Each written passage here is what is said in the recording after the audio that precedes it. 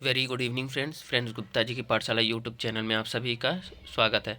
Friends, आज हम लोग डेली न्यूज़ एनालिसिस के तहत जो रिसेंट में न्यूज़ समाचार पत्रों में चर्चा में रहा है उन्हीं से रिलेटेड टॉपिक्स का हम लोग यहाँ पर डिस्कशन करेंगे या देखेंगे जो हमारे लिए लाभकारी होंगे। ठीक है, तो आज 23 जनवरी 2025 है। चलिए हम लोग स्टार्ट करते हैं। पहला टॉपिक्स है, भारत में रबी फसल की बुआई पर रिपोर्ट जारी किया गया। देखिए, भारत में रबी फसल की बुआई पर जो रिपोर्ट जारी की गई है, इसमें कहा गया है कि कितने क्षेत्रफल पर किन किन रबी फसलों का बुआई हुआ है। ठीक है, तो देखिए, अब कृषि और किसान कल्याण मंत्रालय के द्वारा जो जारी किया गया 19 जनवरी 2025 को कृषि एवं किसान कल्याण विभाग ने 20 जनवरी 2025 तक के रबी फसल की बुआई की प्रगति पर एक रिपोर्ट जारी किया है। ठीक है, अब मुख्य तथ्य इसमें क्या है। पहला तो गेहूं की बुआई।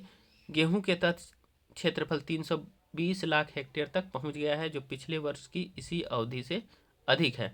चलिए, दालों की बुआई।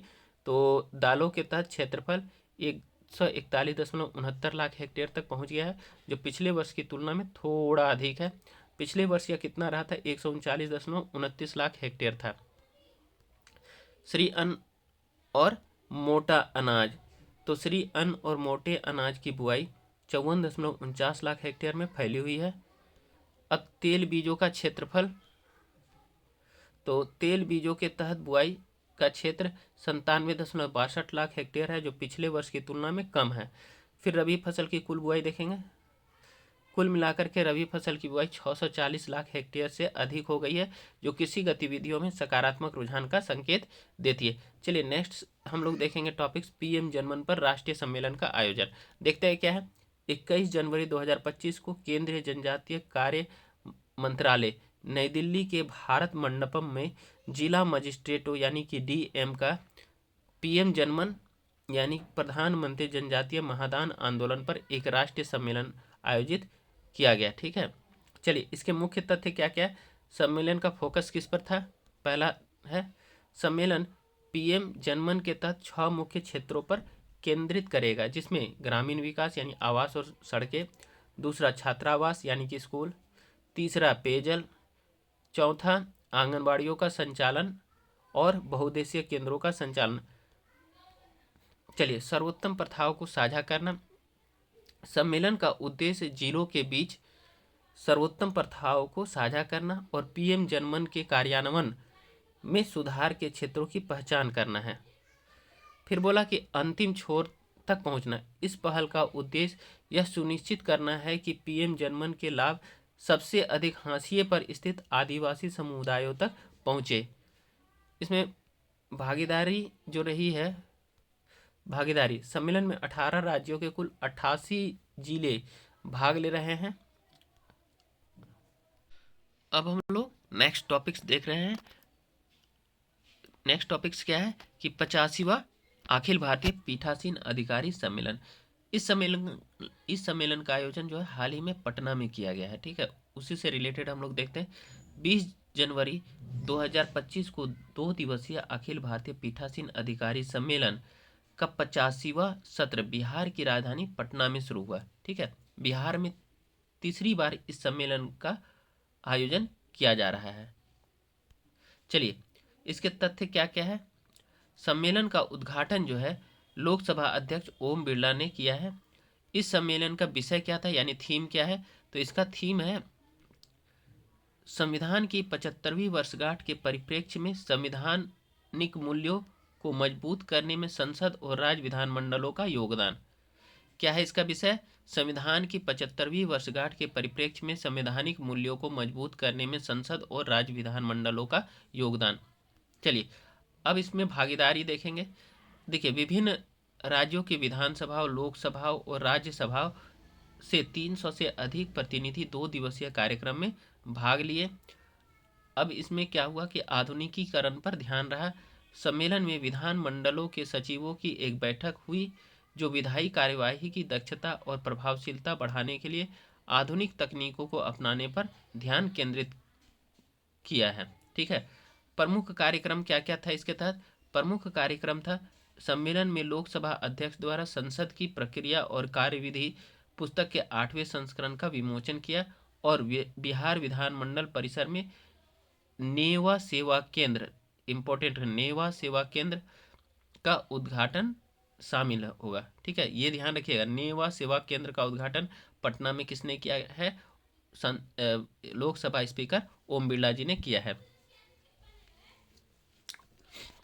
चौथा हम लोग देखते हैं, चौथा टॉपिक है नवीन एवं नवीकरणीय ऊर्जा मंत्रालय। तो उनके द्वारा जो है अभी भारत में अक्षय ऊर्जा से रिलेटेड रिपोर्ट जारी की गई है और उसकी उपलब्धि और रोड मैप के बारे में चर्चा की गई है। तो चलिए हम लोग देखते हैं भारत की अक्षय ऊर्जा क्रांति। ये पीआईबी का लेख है, उसी का हम लोग यहाँ पर शॉर्ट वर्जन देखेंगे। 2024 की उपलब्धियाँ और 2025 का रोड मैप किस क्षेत्र में? भारत की अक्षय ऊर्जा क्रांति के क्षेत्र में। तो देखते हैं हम लोग, बोल रहा है कि भारत जैसे जैसे एक स्थायी भविष्य की ओर अपने को बढ़ा रहा है, इसके नवीकरणीय ऊर्जा यानी आरई क्षेत्र में अभूतपूर्व वृद्धि देखी जा रही है। वर्ष 2024 में देश ने सौर एवं पवन ऊर्जा प्रतिष्ठानों, नीतिगत प्रगति और बुनियादी ढांचे में सुधार के लिए महत्वपूर्ण प्रगति की, जिससे वर्ष 2025 में महत्वाकांक्षी लक्ष्यों के लिए मंच तैयार हो गया। बोला वर्ष 2030 तक, वेरी इंपॉर्टेंट है, वर्ष 2030 तक 500 गीगावाट गैर जीवाश्म ईंधन आधारित ऊर्जा क्षमता हासिल करने की प्रतिबद्धता के साथ भारत स्वच्छ ऊर्जा के क्षेत्र में ग्लोबल लीडर के रूप में उभर रहा है। पहला पॉइंट में यही बात रेखांकित की गई है कि भारत जो है 2030 तक जो 500 गीगावाट जो नवीकरणीय ऊर्जा या अक्षय ऊर्जा का जो अपना क्षमता हासिल करने की प्रतिबद्धता की ओर बढ़ रहा है और इसमें वो ग्लोबल लीडर के रूप में उभर रहा है, एक वैश्विक नेता के रूप में भी उभर रहा है, ये बोला गया है इसमें। चलिए अब नेक्स्ट पॉइंट में क्या बोला गया? उल्लेखनीय है कि 20 जनवरी 2025 तक भारत की कुल गैर जीवाश्म ईंधन आधारित ऊर्जा क्षमता 217.62 गीगावाट तक पहुंच गई है। इंपॉर्टेंट है, कितने तारीख तक? 20 जनवरी 2025 तक भारत की कुल गैर जीवाश्म ईंधन आधारित ऊर्जा क्षमता कितनी पहुंच गई है? 217.62 गीगावाट तक पहुंच गई है। चलिए वर्ष 2024 में रिकॉर्ड तोड़ 24.5 गीगावाट सौर क्षमता और 3.4 गीगावाट पवन क्षमता जोड़ी गई है। इन सभी पॉइंट्स को ध्यान रखिएगा कि 2024 में कितना जोड़ा गया है सौर क्षमता, तो 24.5 गीगावाट और 3.4 गीगावाट पवन क्षमता को जोड़ा गया, जो वर्ष 2023 की तुलना में सौर प्रतिष्ठानों में 2 गुने से अधिक वृद्धि और पवन प्रतिष्ठानों में 21% की वृद्धि को दर्शाती है। चलिए, यह बढ़ोतरी सरकारी प्रोत्साहन, नीतिगत सुधारों और घरेलू सौर और पवन टरबाइन विनिर्माण में बढ़े हुए निवेश के कारण संभव हो सका है। भारत की अक्षय ऊर्जा वृद्धि में सौर ऊर्जा प्रमुख योगदानकर्ता के रूप में बनी रही, जो कुल स्थापित अक्षय ऊर्जा क्षमता का 47% है। कितना प्रतिशत है इसका योगदान? 47% सौर ऊर्जा का योगदान है। पिछले साल 18.5 गीगावाट सौर क्षमता की स्थापना हुई, जो 2023 की तुलना में 2.8 गुना अधिक है। अब ध्यान दीजिएगा यहाँ किसका क्या रैंकिंग है। राजस्थान, गुजरात और तमिलनाडु शीर्ष प्रदर्शन करने वाले राज्यों के रूप में उभरे हैं। सोलर एनर्जी में कौन टॉप पर है? पहला स्थान पर राजस्थान, दूसरा में गुजरात, तीसरा में आपका तमिलनाडु शीर्ष प्रदर्शन करने वाले राज्यों के रूप में उभरे हैं। ये तीनों जो है भारत की कुल सौर ऊर्जा का 71% का योगदान कर रहे हैं सौर ऊर्जा के क्षेत्र में। अब देखिए अब कैसे कैसे प्रगति हुआ उसके बारे में भी हम लोग चर्चा करेंगे।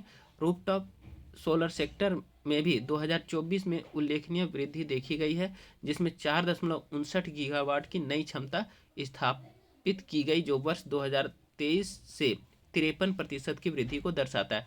कुल मिलाकर के बोला 4.59 गीगावाट की नई क्षमता स्थापित हुई है और 53% की वृद्धि पिछले साल की अपेक्षा वृद्धि दर्ज की गई है। ठीक है, अब देखिए वर्ष 2024 में शुरू की गई पीएम सूर्यघर मुफ्त बिजली योजना ने इस विस्तार में महत्वपूर्ण भूमिका निभाई, जिससे 10 महीनों के भीतर 7 लाख रूफटॉप सोलर इंस्टॉलेशन की सुविधा मिली है। चलिए इसके अलावे जो है ऑफ ग्रिड सोलर सेगमेंट में 182% की वृद्धि दर्ज की गई। इंपॉर्टेंट है कि ऑफ ग्रिड सोलर सेगमेंट में कितना प्रतिशत की वृद्धि दर्ज की गई है, तो 182% की वृद्धि दर्ज की गई है। 2024 में 1.48 गीगावाट जोड़कर ग्रामीण क्षेत्रों में भारत के ऊर्जा पहुंच लक्ष्यों को आगे बढ़ाता है। नेक्स्ट हम लोग देखेंगे पॉइंट कि भारत ने 2024 में 3.4 गीगावाट नई पवन ऊर्जा क्षमता जोड़ी है। इंपॉर्टेंट है, भारत ने 2024 में कितनी नई पवन ऊर्जा क्षमता जोड़ी है? 3.4 गीगावाट। ठीक है, अब देखिए इसमें सबसे ज़्यादा पवन ऊर्जा का उत्पादन कहाँ होता है, उसके टॉप राज्यों को हम लोग देखेंगे। तो देखेंगे पहले स्थान पर गुजरात है जो कि 1250 मेगावाट प्रथम स्थान, कर्नाटक दूसरे स्थान पर 1135 मेगावाट और तमिलनाडु तीसरे स्थान पर 980 मेगावाट में सबसे आगे है। इन सभी पॉइंट को लिख लीजिए कहीं पर। अब इन राज्यों ने नई पवन ऊर्जा क्षमता में 98% की वृद्धि की है, जो पवन ऊर्जा उत्पादन में उनके निरंतर बढ़ोतरी को दर्शाता है। इंपॉर्टेंट है, कितना प्रतिशत की वृद्धि की है? 98% की। और पवन ऊर्जा के क्षेत्र में इनकी निरंतर बढ़ोतरी को ये जो है दर्शा रहा है। नवीन एवं नवीकरणीय ऊर्जा मंत्रालय ने नीतिगत हस्तक्षेप और वित्तीय सहायता के माध्यम से नवीकरणीय ऊर्जा विकास को बढ़ावा देने में महत्वपूर्ण भूमिका निभाई है। अब चलिए इसकी मुख्य विशेषता क्या है कि हरित हाइड्रोजन को बढ़ावा देना, किसकी?